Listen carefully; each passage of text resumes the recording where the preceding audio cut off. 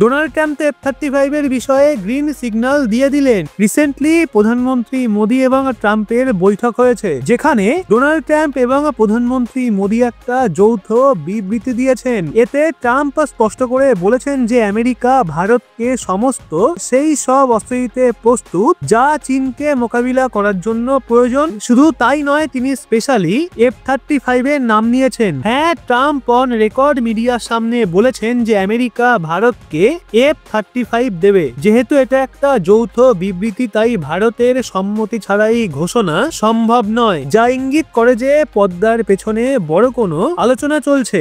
F-35 নিয়ে বিভিন্ন event এবং .connect একবার গত এক সপ্তাহের ঘটনাগুলো বিশ্লেষণ করুন। এক সপ্তাহ আগে আমেরিকার F-35 স্টেলথ ফাইটার জেট ভারতে আসে এবং এয়ার শোতে অংশ নেয়। প্রথমে বলা হয়েছিল যে এটা শুধুমাত্র প্রদর্শনের জন্য আনা হয়েছে, কিন্তু তা হয়নি।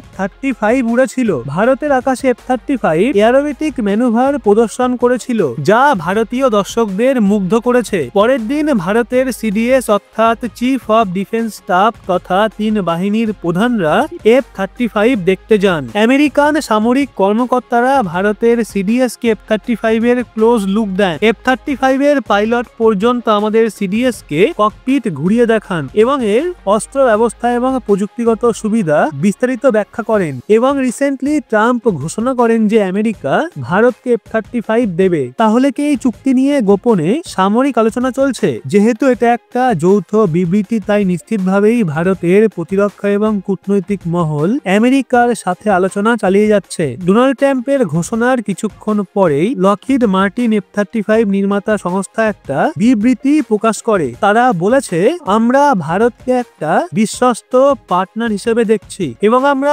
ভারতকে ওয়ার্ল্ড ক্লাস প্রযুক্তি প্রদান করব।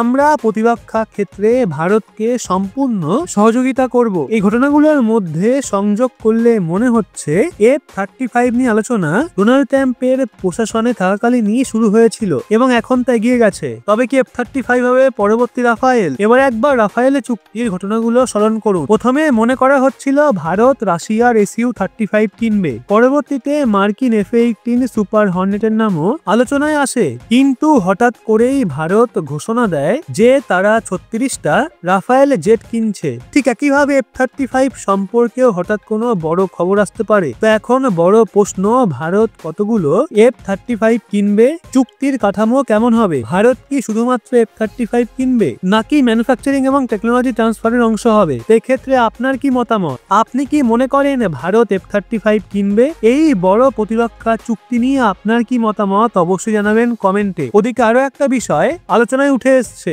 একটা কথা ভীষণই ভাইরাল হচ্ছে। আমি বাংলাদেশকে ভারতের প্রধানমন্ত্রী মোদির হাতে সমর্পণ করছি, তিনি যা করতে চান করতে পারেন। এই কথাটাই গভীর রাতে ট্রাম্প বলেছেন যখন তিনি প্রধানমন্ত্রী মোদির সাথে সাক্ষাৎ করার পর গণমাধ্যমের সামনে ব্রিফিং দিচ্ছিলেন। সেখানে প্রধানমন্ত্রী মোদিও উপস্থিত ছিলেন এবং যখন সাংবাদিকরা প্রশ্ন করেন যে রিপোর্ট আসছে যে আমেরিকার ডিপ স্টেট বাংলাদেশে সংকট সৃষ্টি করেছে এবং সেখানে একটা স্থিতিশীল সরকারকে ফেলে দিয়ে এক স্বৈরাচারী শাসক ক্ষমতায় এসছে যার নাম মোহাম্মদ ইউনূস, তাকে ক্ষমতায় বসানো হয়েছে। সে নির্বাচনও হতে দিচ্ছে না এবং তার বিরোধীদের নির্মূল করছে।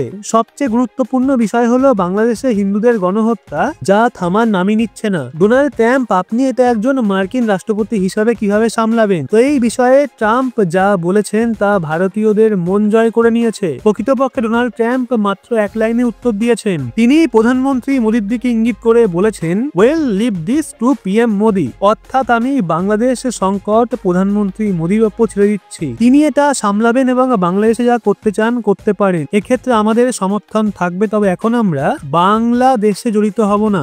এটা সম্পূর্ণরূপে ভারতের বিষয়। হ্যাঁ, যদি ভারতের প্রয়োজন হয় তাহলে আমেরিকা অবশ্যই সাহায্য করবে। বাংলাদেশে ভারত যা করতে চায় করতে পারে। তবে একটা বিষয় আকর্ষণীয় ছিল যে যখন তাকে জিজ্ঞাসা করা হয়েছিল যে বাংলাদেশে অভ্যুত্থান ঘটানোর জন্য আমেরিকার ডিপ স্টেটের হাত ছিল কিনা, তখন তিনি বলেছেন no role of deep state, অর্থাৎ আমেরিকার ডিপ স্টেটের এতে কোনো ভূমিকা ছিল না। আপনি হয়তো শিরোনাম পড়েছেন, কিন্তু প্রকৃতপক্ষে তিনি যা বলেছেন তা হলো, আমার কাছে এই বিষয়ে এখনো পর্যাপ্ত তথ্য নেই, তাই আমি মনে করি না যে আমেরিকার ডিপ স্টেটের এখানে কোনো ভূমিকা ছিল। কিন্তু আপনি জানেন যে ডোনাল্ড ট্রাম্প আমেরিকার রাষ্ট্রপতি হয়েছেন মাত্র 1 মাস হয়েছে। 20 ফেব্রুয়ারিতে ওনার 1 মাস পূর্ণ হবে। এই অল্প সময়ে তার প্রধান অগ্রাধিকার ছিল চীনের সঙ্গে বাণিজ্য যুদ্ধ, ইসরায়েলের যুদ্ধ, রাশিয়া ইউক্রেনের যুদ্ধ।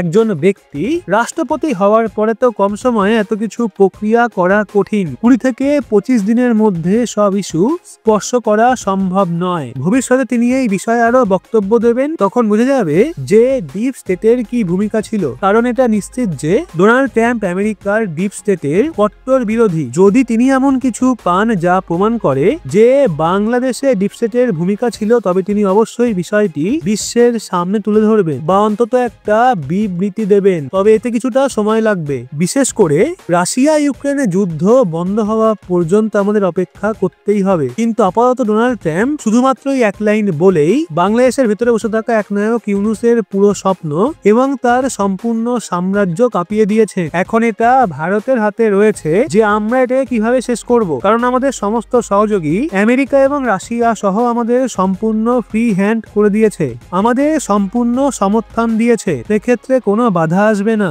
এই কারণেই আমার মনে হয় যে ভারতকে সম্পূর্ণ শক্তি দিয়ে নিশ্চিত করা উচিত যে শেখ হাসিনা বা তার ঘনিষ্ঠরা ক্ষমতায় ফিরে আসে। কারণ যদি আমরা এখনো বাংলাদেশ থেকে ইউনূসকে ক্ষমতা থেকে সরাতে না পারি, তবে এটা আমাদের ব্যর্থতা হবে। এত বড় ফ্রি হ্যান্ড বিশ্বের দুটো সবচেয়ে শক্তিশালী দেশ রাশিয়া এবং আমেরিকা আমাদের বলছে তোমরা যা করতে চাও করো, এবং যদি আমরা তখনও কিছু করতে না পারি তবে এটা আমাদের কূটনৈতিক ব্যর্থতা হবে। কিন্তু আমার মনে হয় যে আগামী কয়েক মাসের মধ্যে আমরা বাংলাদেশের সংকট সমাধান করতে পারবো। এখন বাংলাদেশ চীনের থেকেও কোনো সমর্থন পাচ্ছে না, কারণ চীনও ইউনূসকে পছন্দ করছে না। কেননা ইউনূস আমেরিকার লোক ছিল এবং এই কারণেই চীনও তাকে সরাতে চায়। অর্থাৎ ইউনূসের পাশে নেই চীন, আমেরিকা বা রাশিয়া, এবং আমাদের পাশে রয়েছে আমেরিকা এবং রাশিয়া।